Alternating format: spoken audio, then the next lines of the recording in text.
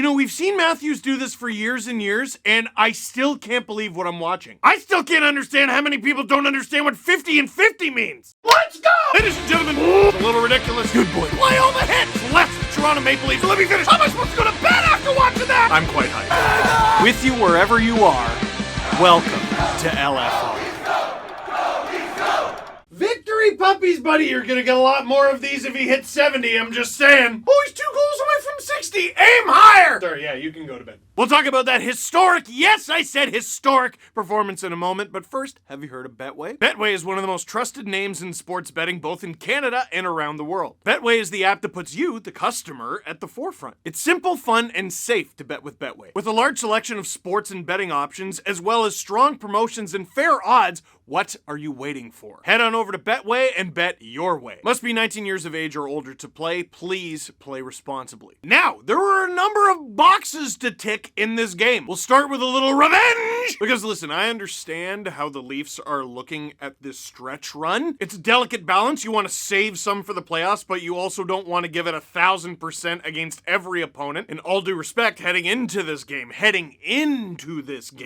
the Leafs were 4th in the NHL. The Habs were 31st. Some people ask me, why is Eric Källgren starting in this game? That's why. Okay, look at it this way. Remember when the Leafs were like really bad? Like remember the 14-15 season and the 15-16 season? Okay, do you remember those seasons when the Leafs would play some of the best teams in the league? Like top 10, top 5? And then they would start their starter against the Leafs? I would always think a couple things, and one of them was the Leafs aren't winning this one. And number 2 is, why? Like the Rangers just showing up with Henrik Lundqvist. Why? For the purpose of what? The Blackhawks starting Corey Crawford. There's no need for any of this. The Blackhawks coming to town with Jonathan Quick. Why? Yeah, okay, that's why. That being said, Montreal beat the Leafs last time. And no matter how many times people told me, yeah, but the Leafs outplayed them and outshot them, it didn't make me feel any better. That was 2 weeks ago, and oh, it has been a time since. In fact, did you know the Leafs have not lost in regulation since? After a 4-2 loss to the Montreal Canadiens 2 weeks ago, beat Florida in regulation, beat Boston in regulation, beat Winnipeg in regulation, beat Philly in regulation, beat Tampa 6-2 in regulation, went up 5-1 on the Florida Panthers, coughed that up and lost, and then they beat the Dallas Stars in overtime, and now the Montreal Canadiens in regulation, but we didn't know that when the game started. So revenge, there's that first box, revenge. Second box, Leafs with a win, get 100 points. Third box, Leafs with a win, clinch a playoff spot. And fourth and final box, let's be honest, the one that everyone wanted to see ticked off tonight, Austin Matthews scoring his 57th, at very least, goal of the season to give him 50 goals in 50 games. And yes, it gives him 50 goals in 50 games, and because there were only 5 goals in this one, we're gonna spend some time on this. I don't think Twitter and the internet should be defined by the worst of it. And generally speaking, when it comes to the worst of Twitter and the internet, I think you should just ignore it. But for some reason, I can't leave this alone because the strangest people on earth can't leave this alone. Austin Matthews literally, with the 1-0 goal tonight, literally scored his 50th goal in his last 50 games. And the amount of people saying no he didn't is blowing my mind. I want to know what else they believe, don't you? Dinosaurs are fake, birds aren't real, 50 and 50 isn't 50 and 50. Now I understand what people are saying. Well, it's not 50 and 50 because it's not from the beginning of the season. First of all, whatever, nerd. Second of all, no one is saying that. This is the graphic from the broadcast, the national broadcast. Austin Matthews, 50 goals in last 50 games. Now, granted, the writing isn't the biggest, but it says 50 goals in his last 50 games! And the reason they chose that language is that's what happened! So that's Rogers, that's Hockey Night in Canada. Here's TSN's tweet. Austin Matthews is the first player to score 50 goals in 50 games since Mario Lemieux in the 95-96 NHL season. The graphic literally says, last 5 players with 50-plus goals in any 50-game span in a single season! By the way, it turns out the last 5 guys to do it were Cam Neely, Alexander McGillney, Mario Lemieux, and Teemu Selanne, and Austin Matthews, but they actually say any 50 games at all, and it's just full of people building the Pyramid of Giza in their own diaper, spinning as it rises like Randy in South Park. Like, oh, I guess we're just making stuff up now. What? Making what up? The accomplishment that is being cited is he scored 50 goals in his last 50 games. That happened. Literally, it actually happened. I saw one guy like, it's actually in 72 games. No, it isn't. He has 58 on the season. 58 in 72 that the Leafs have played, and he has played less. But he, personally, that guy, Austin Matthews, the guy being talked about in the thing, has 50 goals in the last 50 games he's played. And every comment section is just dozens of people who won't accept that. And I'm just looking at every single one of them like, oh my God, this guy has a license. Every time you're in traffic, that's the dude in front of you. Every time you're in a line at the bank or the DMV or the drive-thru, that's the guy in front of you. You ever drive by and you look at the side of the road and there's a bunch of garbage and you're like, what kind of barnyard animal is just throwing garbage out of their window? It's that guy! The TSN graphic is the one that gets me. Last 5 players with 50 plus goals in any 50-game span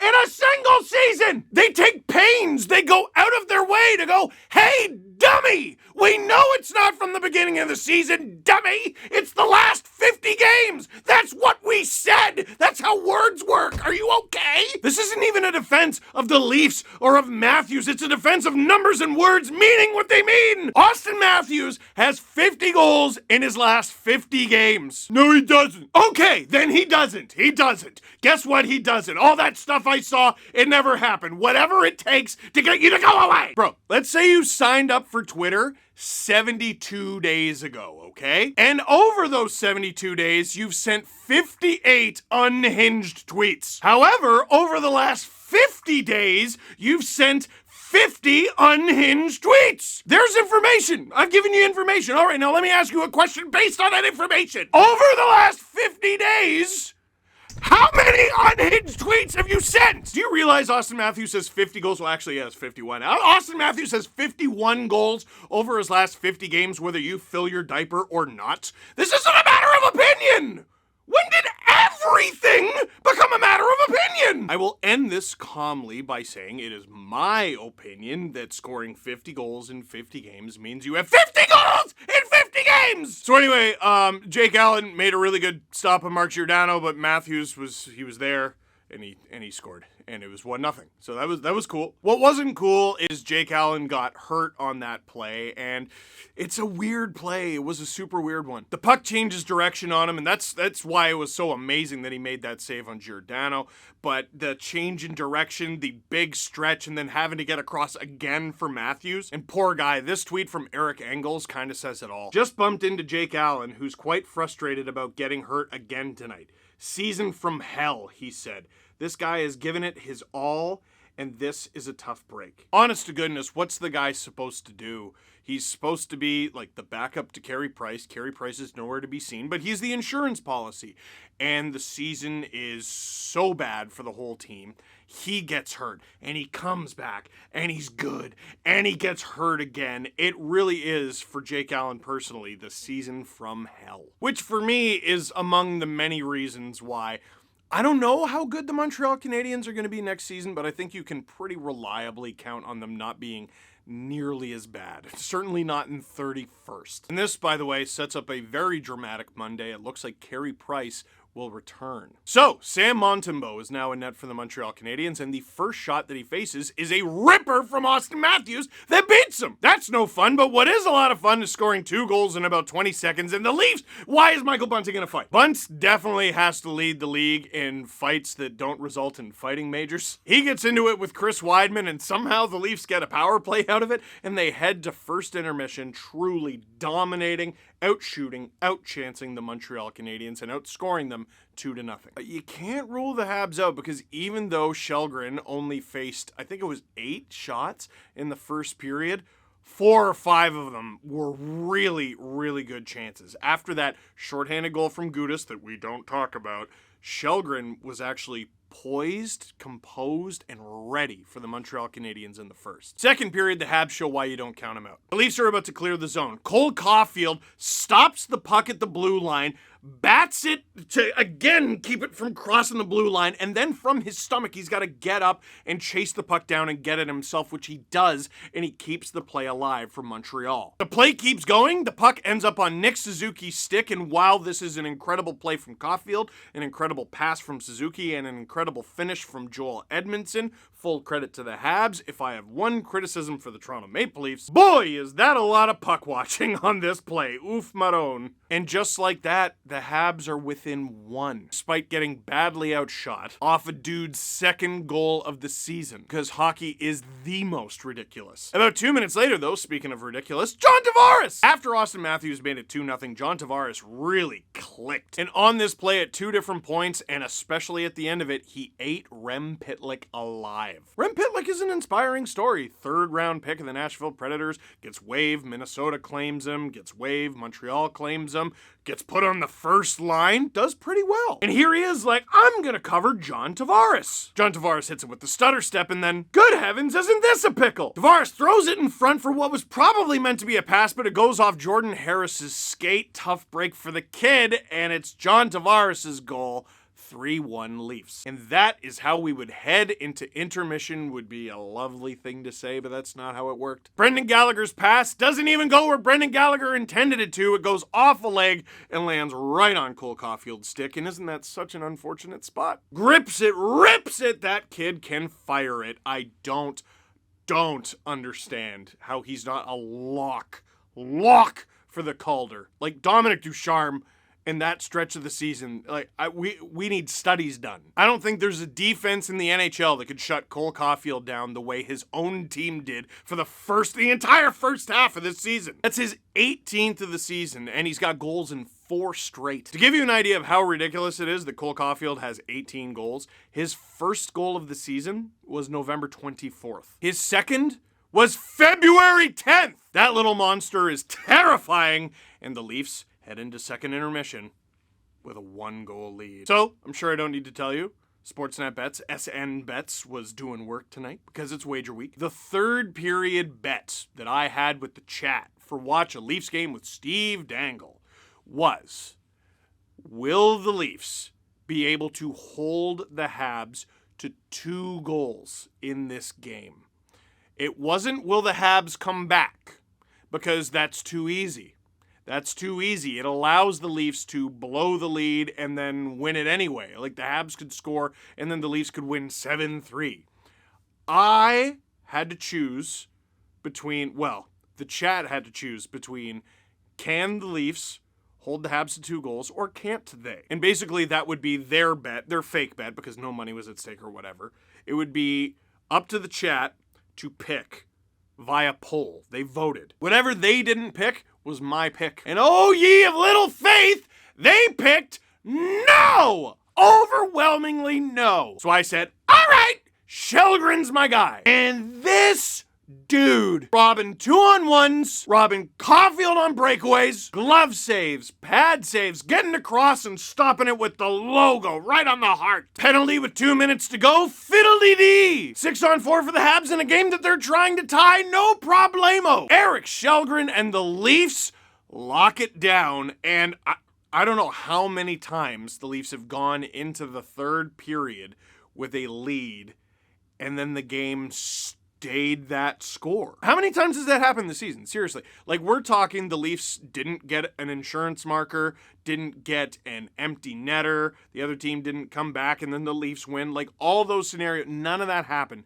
It was just the Leafs locked it down, and that was it. Let's get to questions. Before that, from Myrtle, Keefe says Shelgren was outstanding, calls this his best game in the NHL. You know what's hilarious? He got a shutout in his first career NHL start in Toronto, but I thought this one was even better. What have I said for the last little while now? Like, what is a quality start?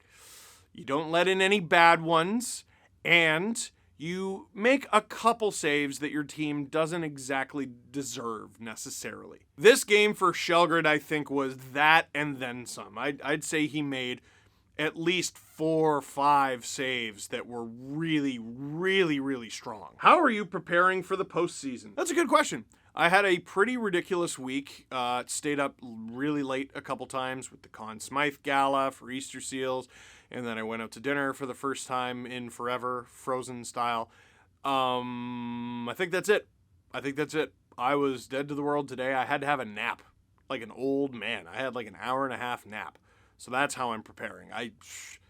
I gotta catch up on sleep now. I mean, ultimately, there's some things I can do to prepare, but I think one of the more stressful things about this job is the schedule happens to me. You know what I mean? I don't get any say on when the games are. That's not up to me at all. And I don't have any control over what happens in any of them. But this next question does involve something I can try. Are you drinking some honey and tea for your voice? Seems to be just holding on. I had a cold a week or two ago that I think might have been allergies as well, and that added the raspiness. And then I had a bunch of streamy videos in the middle of all that. The Leafs have played an unfathomable amount of games recently, and hat picks, and dang it's, and the streams, and 3 podcasts a week. It's just a lot of talking, but it feels really strong right now. So I got to get the tea with honey and coconut oil on board, and I can do that to prepare. Matthews is an amazingly stealthy player. What does he need to do in the playoffs to stay effective? Because we all know the regular season and playoffs are different. First of all, yes, you're absolutely right. Terrifyingly so. Matthews is a stealthy player, but there were a couple shifts in this one where he was just a battering ram, and he just went right up against 2 Montreal Canadiens at the same time. Matthews has a much more shoot first or a shooting oriented Mitch Marner at his side this season, and that has made the both of them more dangerous. And then there's Michael Bunting, who obviously hasn't scored in a number of games, but for everyone talking about how unsustainable Matthews' rate is, I feel like that's equally true for Bunting. I don't like, what is it, 15 games now? He hasn't had a goal. I mean, one guy is going to decrease, one guy is going to increase. And then there's Marner right in there, and I think he's about fair. That whole thing, the grinder, playmaker, sniper thing, the video game line build, that does not work in the NHL, and it certainly didn't work against the Montreal Canadiens last year. I mean, all 3 of those guys can score. All 3 of those guys from assists, and all 3 of those guys are unafraid of toil. Matthews, not afraid. Bunting, not afraid to his own detriment. And Marner has kind of sneakily been getting in there a little bit. Congrats on the win, much deserved. Thank you. Asking the big questions here, is this finally the year the Leafs win a round? With Matthews having a legendary run and probably going to win the Hart, it feels more likely than ever. First, I want to say thank you. That's very kind. Second, I want to say, shut up. We don't talk about likely scenarios when it comes to the Toronto Maple Leafs in the Stanley Cup playoffs. They were likely to beat the Montreal Canadiens in the first round last year. Look what happened. They were unlikely to beat the Washington Capitals when the Leafs were the last place team to qualify for the Stanley Cup playoffs, and the Caps won the President's Trophy. And for some reason, even though the Leafs lost that one in 6, it's one of the playoff runs in recent memory anyway that Leaf fans look back on most fondly. Right now, I think this team is just controlling what they can control. Their effort, playing their best game, trying to secure home ice. And last but not least, does this make up for last time? Yeah. So that is it for this one. Thank you very much for watching. Click like if you like this video. Click subscribe if you really liked it. Tell your friends. If you've scored 50 goals in your last 50 games, it means you have 50 goals in your last 50 games!